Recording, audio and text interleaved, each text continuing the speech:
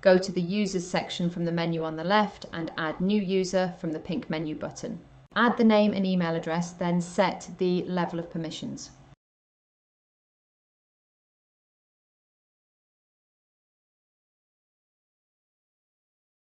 And repeat for each additional user.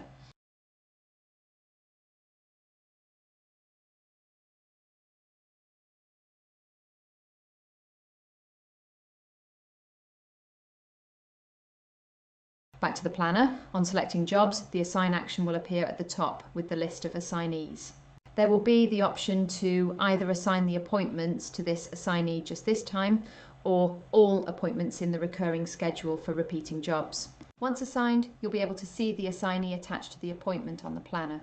Repeat to assign all of the jobs in the list for that day, to add them to those users' My Work section and Day Pilot. Above the chart, there is the option to change the view to Users or Teams. Within this view, you can then click through to see the assigned work for each user.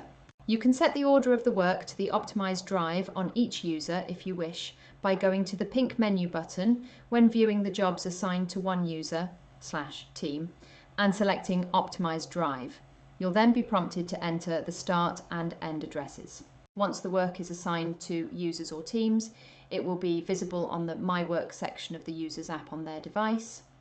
To mark a job as done, it can be swiped to the right. This will change the status of the job to done, and if the global settings on the account are set to auto invoice and auto send invoices, then the invoice will be created on the customer and sent to the customer via their default notification method.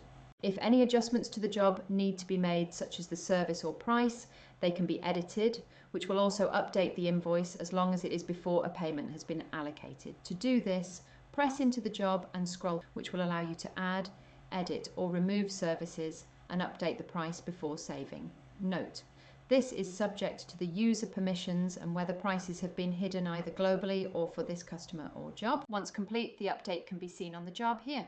On the owner admin account, an alert will come in when a worker has modified a job like this. On pressing into the alert, you'll be able to go through to the job and or customer directly. Owners and admins can view the invoice from the Invoice tab on the customer or from the View Invoice option at the bottom of the job itself when pressing through from the planner. This shows the invoice summary. To view the invoice itself, press Preview Invoice from the pink menu button. Then to view the invoice message, if this has been sent, go to the Messages tab on the customer. The other actions a worker can perform from the My Work section are skipping jobs or undoing the done or skipped actions. To mark a job as skipped, the job can be swiped to the left. There is then the option to add a skip reason if these have been set up in global settings. If a skip reason with a charge is applied, then an invoice with the charge will be generated and also sent to the customer if auto invoice notifications are enabled.